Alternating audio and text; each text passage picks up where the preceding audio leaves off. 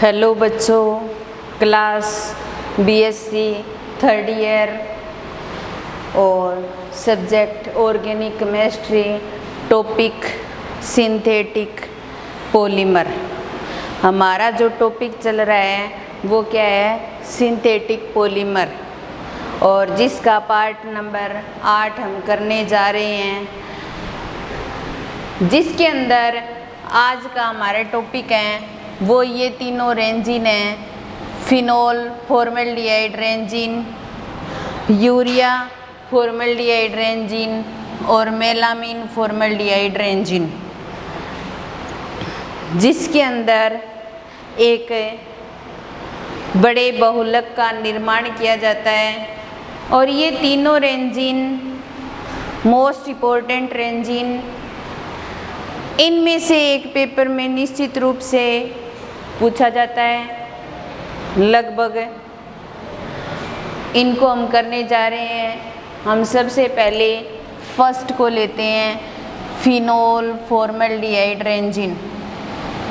Phenol formaldehyde resin, तो इसके नाम से स्पष्ट हो रहा है कि ये फिनोल और फॉर्मल्डिहाइड के बहुलीकरण से बनता है।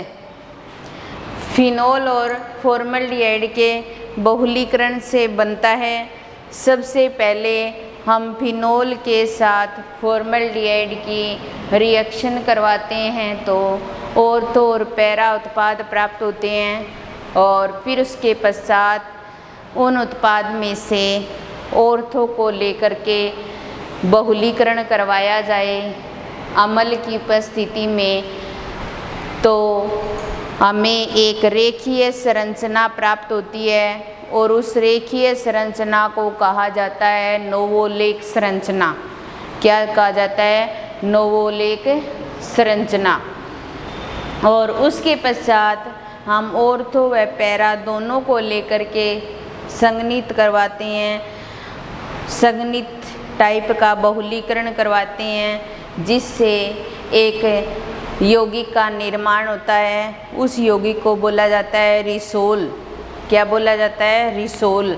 और उस रिसोल को जब हम गर्म करते हैं तो गर्म करने से एक त्रियक बंध युक्त जाल युक्त संरचना का निर्माण होता है, और उस संरचना को बोला जाता है फिनोल फॉर्मल्डिहाइड रेंजिन। तो देखिए, सबसे पहले हम यहाँ पर क्या लेंगे? फिनोल लेंगे। क्या लेंगे? फिनोल। और फिनोल के साथ CH2O, ये क्या होता है? फॉर्मल्डिहाइड होता है। क्या होता है? फॉर्मल्डिहाइड। और यहाँ पर क्या लेते हैं हम? फिनोल लेते हैं। तो फिनोल की फॉर्मल्डिहाइड के साथ अभिक्रिया करवाते हैं। अभिक्रिया करवाने पर दो तरीके के उत्पाद प्राप्त होते हैं, CH2OH। ये फॉर्मल्डिहाइड ऑर्थो कंडीशन पर जुड़ जाता है, यहाँ पे प्रेजेंट HO के साथ जुड़ जाएगा तो CH2OH, और दूसरा जो उत्पाद बनेगा वो ये बनेगा OH और CH2OH। तो ये तो ऑर्थो उत्पाद बन गया, और ये क्या बन जाएगा? पैरा उत्पाद बन जाएगा। तो इस तरीके से जब हम फिनोल की फॉर्मल्डिहाइड के साथ अभिक्रिया करवाते हैं तो ऑर्थो उत्पाद और पैरा उत्पाद प्राप्त होते हैं। फिर हम क्या करते हैं? इस ऑर्थो उत्पाद को लेते हैं CH2OH, इसको ले रहे हैं N एकलक इकाई के रूप में लेते हैं, और क्या करवाते हैं? बहुलीकरण करवाते हैं, पॉलीमराइजेशन करवाते हैं। पॉलीमराइजेशन करवाने के दौरान ये OH यहीं रहता है और इसके साथ CH2 जुड़ जाता है, और इस तरीके से ये OH और फिर ये CH2 फिर आगे जुड़ जाता है किसी के साथ, इधर भी कोई CH2 जुड़ा होता है। इस तरीके की जो संरचना होती है उसको बोला जाता है नोवोलेक संरचना। क्या बोला जाता है? नोवोलेक संरचना। ये हमने क्या किया, ऑर्थो को लेकर किया। अब हम क्या करें, तीसरी जो स्ट्रक्चर की बात कर रहे हैं हम, तो ये ऑर्थो उत्पाद की n एकलक इकाई ले लेते हैं हम यहाँ पर, और प्लस में पैरा की n एकलक इकाई ले लें यहाँ पर, और इनका क्या करवाएं, बहुलीकरण करवाएं। क्या करवाएं, बहुलीकरण करवाएं। बहुलीकरण करवाने के दौरान यहाँ पर एक बड़ी संरचना के रूप में हमें इस तरीके से ये प्राप्त होता है, OH और CH2। ये आगे फिर आगे बेंजीन के साथ जुड़ा होता है इस तरीके से OH, और इधर CH2 ये फिर आगे किसी के अन्य के साथ जुड़ा रहेगा। यहाँ पर CH2 ये नीचे वाली बेंजीन के साथ जुड़ा होगा, और नीचे यहाँ पर OH, और ये भी आगे इधर CH2 के साथ जुड़ा होगा, ये CH2, और फिर उसके पश्चात ये फिर आगे यहाँ OH और यहाँ पे CH2 ये फिर आगे किसी के साथ जुड़ा होगा, और ये ऊपर वाले रिंग के साथ इस तरीके से जुड़े होंगे, और इधर भी क्या होंगे, CH2 होंगे, और ये फिर इधर किसी के साथ जुड़े होंगे, और इसके पीछे N लगा देंगे। तो इस तरीके से एक त्रिएक बंध युक्त संरचना का निर्माण होता है, जिससे बोला जाता है फिनोल फॉर्मल्डिहाइड रेंजिन। इसको क्या बोला जाएगा, phenol formaldehyde, phenol formaldehyde resin, phenol formaldehyde resin. तो इस तरीके से हम फिनोल फॉर्मल्डिहाइड रेंजिन का निर्माण कर सकते हैं, जिसके अंदर फिनोल लेते हैं और फॉर्मल्डिहाइड लेते हैं। दो तरीके के उत्पाद प्राप्त होते हैं, ऑर्थो और पैरा। और फिर हम क्या करते हैं, ऑर्थो उत्पाद को लेकर के एक ऐसी रेखीय संरचना का निर्माण करते हैं जिसको नोवोलेक संरचना कहा जाता है, जिसका उपयोग सीमेंट या वर्निश के अंदर किया जाता है। और उसके पश्चात पैरा को लेकर के, ऑर्थो और पैरा दोनों को लेकर के एक त्रिएक बिंदु युक्त संरचना का निर्माण होगा। और उससे पहले एक रिसोल बनेगी संरचना, उसको गर्म करेंगे तब त्रिएक बंध युक्त संरचना का निर्माण होगा, और इस संरचना को बोला जाएगा फिनोल फॉर्मल्डिहाइड रेंजिन। क्या बोला जाएगा, फिनोल फॉर्मल्डिहाइड रेंजिन। उसके बाद में सेकंड आता है यूरिया फॉर्मल्डिहाइड रेंजिन। क्या आता है, यूरिया फॉर्मल्डिहाइड रेंजिन। तो 2 नंबर आता है यूरिया फॉर्मल्डिहाइड रेंजिन। तो इसके अंदर क्या करते हैं, अपने यूरिया और फॉर्मल्डिहाइड को लेकर के त्रिएक बंध युक्त संरचना का निर्माण करते हैं, जिसको बोला जाता है यूरिया फॉर्मल्डिहाइड रेंजिन। तो सबसे पहले इसको करने के लिए हम यहाँ क्या लेते हैं, NH2N C double bond O, और या फिर CONH2, ये क्या हो जाएगी, यूरिया। और यूरिया के साथ इधर फॉर्मल्डिहाइड, ये क्या ले लेंगे, फॉर्मल्डिहाइड ये ले लेंगे, और ये दोनों आपस में रिएक्शन करेंगे। रिएक्शन करके H2NCO, और इधर NH बच जाएगा, और एक इसके साथ जुड़ जाएगा तो CH2OH बन जाएगा, जिसको बोला जाएगा मोनोमेथिलोल यूरिया। मोनोमेथिलोल यूरिया। फिर इसको आगे एक और फॉर्मल्डिहाइड के अणु के साथ में करवाएंगे, तब ये इस साइड में फॉर्मल्डिहाइड का अणु जुड़ जाएगा, और CH2, और यहाँ क्या बचेगा, NH, क्योंकि एक O के साथ आ गया NH, फिर CO, फिर NH, और फिर CH2OH ये जुड़ जाएगा। फिर उसके पश्चात यहाँ पर हम NH2CONH2 ले लेंगे, और N ही फॉर्मल्डिहाइड के मॉलिक्यूल ले लेंगे। ये बन जाएगा डाई मैथिलोल। क्या बन जाएगा, डाई मैथिलोल यूरिया। क्या बन जाएगा, डाई मैथिलोल यूरिया। N ले लेंगे तो यहाँ पर हमें एक संरचना का निर्माण होता है CO NH CH2 NH CO NH CH2 और ये इस तरीके से NH CH2 NH और CO ये एक संरचना बन जाएगी। यहाँ पर NH CH2 NH CO की बार बार पुनरावृत्ति होगी तो इसको बोलेंगे पॉलीमेथिलोल यूरिया। क्या बन जाएगा? पॉलीमेथिलोल यूरिया। अब यहाँ पर पॉलीमेथिलोल यूरिया बना लिया और ये पॉलीमेथिलोल यूरिया के 2 मॉलिक्यूल ले लेंगे हम NHCO, सेम यहीं से उठा लेंगे CO NH CH2 फिर NHCO और NH CH2 OH, इधर भी OH आएगा। अब देखिए ये ले लिया हमने और यहाँ पर क्या लगा हुआ है? इसके N लगा हुआ है पीछे, ठीक है। प्लस में ऐसी एक श्रृंखला और लेंगे सेम NHCO और NHCH2 NHCO और NHCH2OH।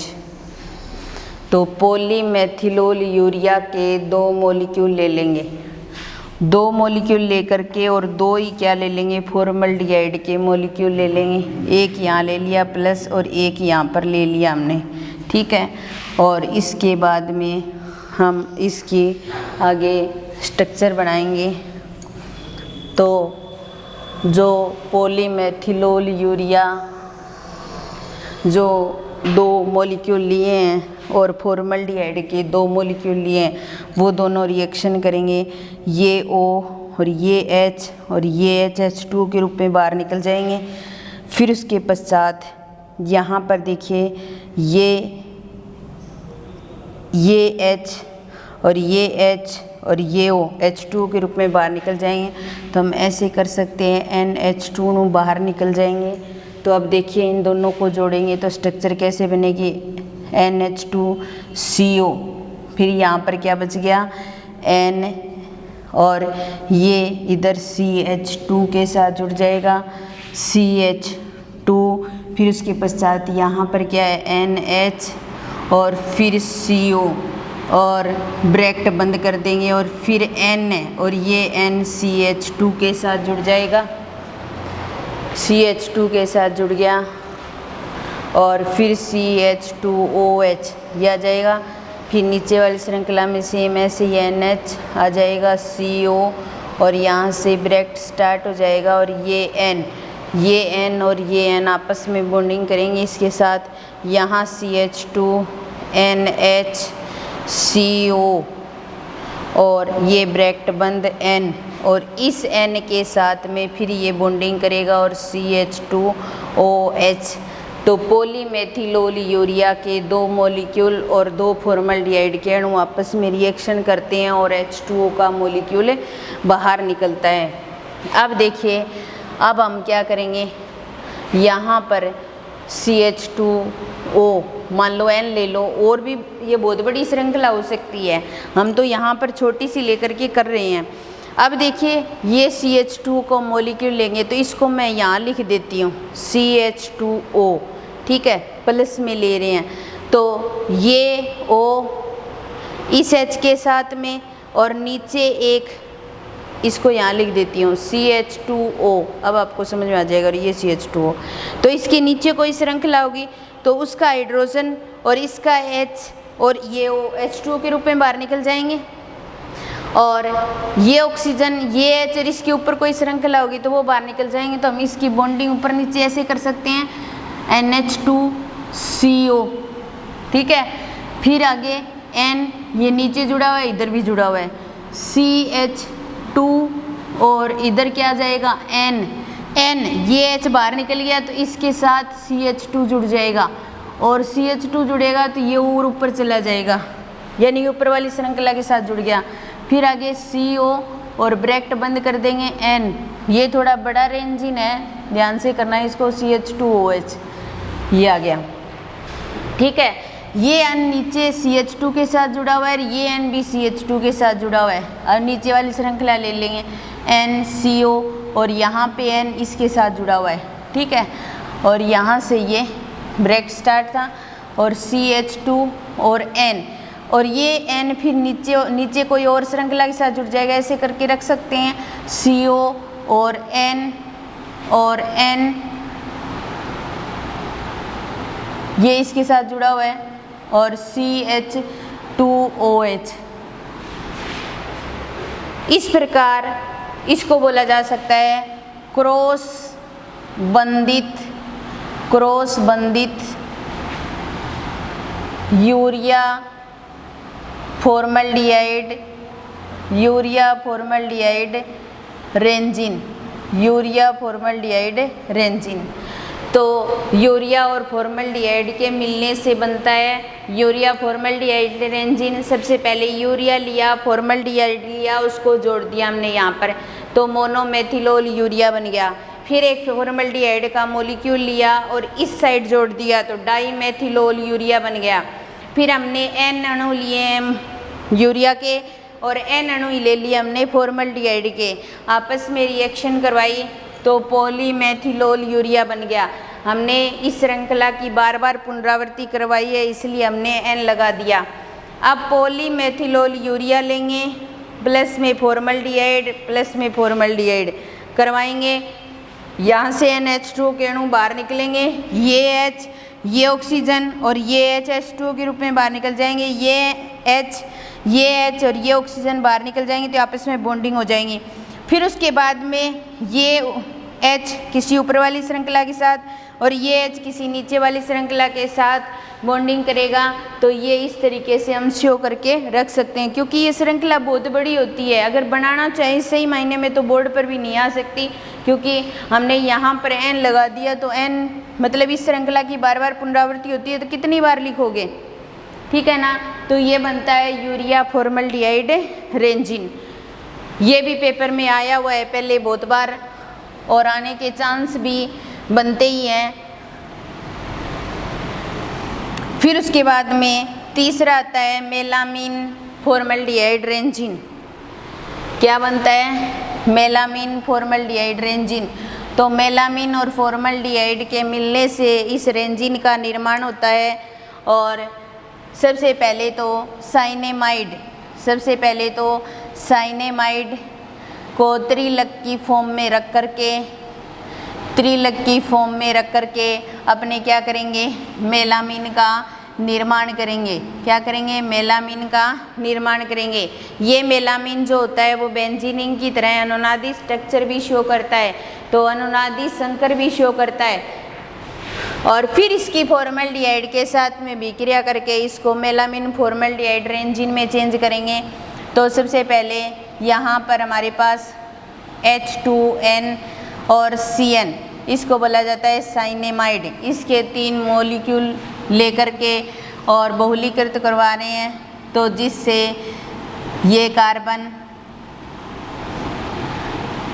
ये N ले लेते हैं यहाँ पर, ये C और फिर ये N और फिर C और फिर N और फिर C और N। अब देखिए यहाँ पर 3 ही तो N है हमारे पास और 3 ही क्या है, कार्बन है, ठीक है।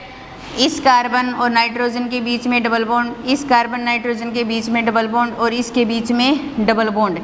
अब देखिए नाइट्रोजन के 3 बॉन्ड कंप्लीट हो गए और इसके साथ में क्या जुड़ जाएगा, NH2, और इसके साथ में क्या जुड़ जाएगा, NH2, और इसके साथ में भी क्या जुड़ जाएगा, NH2, क्योंकि हमारे पास 3 ही NH2 हैं और 3 ही कार्बन यहाँ हैं, 3 नाइट्रोजन हैं, ये एकांतर क्रम में जुड़ गए जैसे बेंजीन के अंदर होते हैं।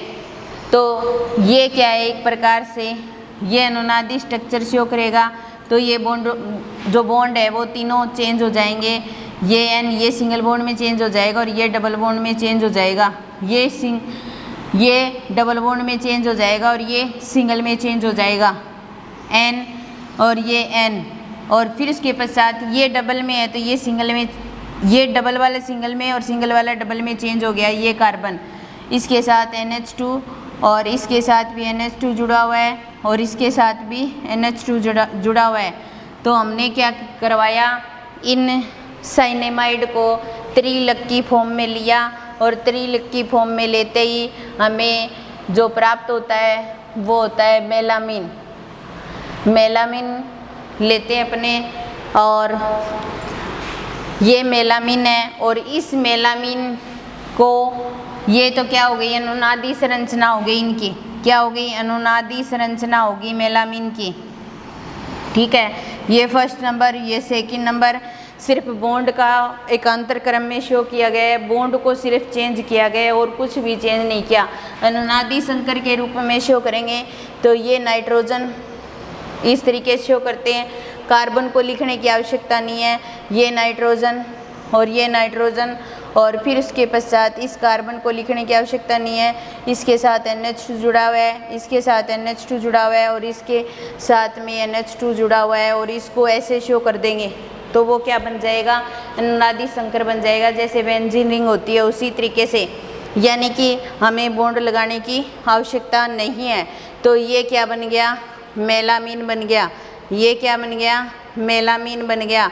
और इस मेलामीन के साथ में अब फॉर्मल्डिहाइड जोड़ेंगे तो मेलामीन फॉर्मल्डिहाइड का निर्माण हो जाएगा। तो यहाँ पर हम क्या कर रहे हैं, मेलामीन ले रहे हैं, ये हम मेलामीन ले रहे हैं और ये ले लिया हमने, और इसके साथ NH2 जुड़ा हुआ है, इसके साथ भी NH2 जुड़ा हुआ है और इसके साथ भी NH2 जुड़ा हुआ है। हम पहले एक मॉलिक्यूल को जोड़ते हैं फॉर्मल्डिहाइड के, ठीक है, फॉर्मल्डिहाइड के एक मॉलिक्यूल को जोड़ेंगे तो इसको इस तरीके से शो करेंगे, ये कार्बन और ये नाइट्रोजन और इधर भी नाइट्रोजन और इधर क्या है, कार्बन, और इधर NH2 जुड़ा हुआ है और इधर भी NH2 जुड़ा हुआ है और इधर भी NH2 जुड़ा हुआ है। इसके अंदर देखो, इस फॉर्मल्डिहाइड को जोड़ेंगे तो एक H इसके साथ जाएगा, तो इसलिए इसको हम NH लिखेंगे और फिर CH2 और फिर उसके पश्चात OH ऐसे लिखेंगे। और ये OH आगे अगर रिएक्शन करेगा तो हम इसको इस प्रकार लिख देंगे NH2 और ऐसे लिख करके इसके पीछे N लगा देंगे। इसी प्रकार इसके साथ भी जोड़ सकते हैं, इसी प्रकार इसके साथ भी जोड़ सकते हैं। तो इस प्रकार फॉर्मल्डिहाइड को जोड़ने पर मेलामीन फॉर्मल्डिहाइड का निर्माण होता है। क्या होता है, मेलामीन फॉर्मल्डिहाइड का निर्माण होता है या मेलामीन फॉर्मल्डिहाइड रेंजिन का निर्माण होता है। तो इस तरीके से हम क्या कर सकते हैं, मेलामीन फॉर्मल्डिहाइड का रेंजिन का निर्माण कर सकते हैं। किससे, मेलामीन और फॉर्मल्डिहाइड के संघनन से।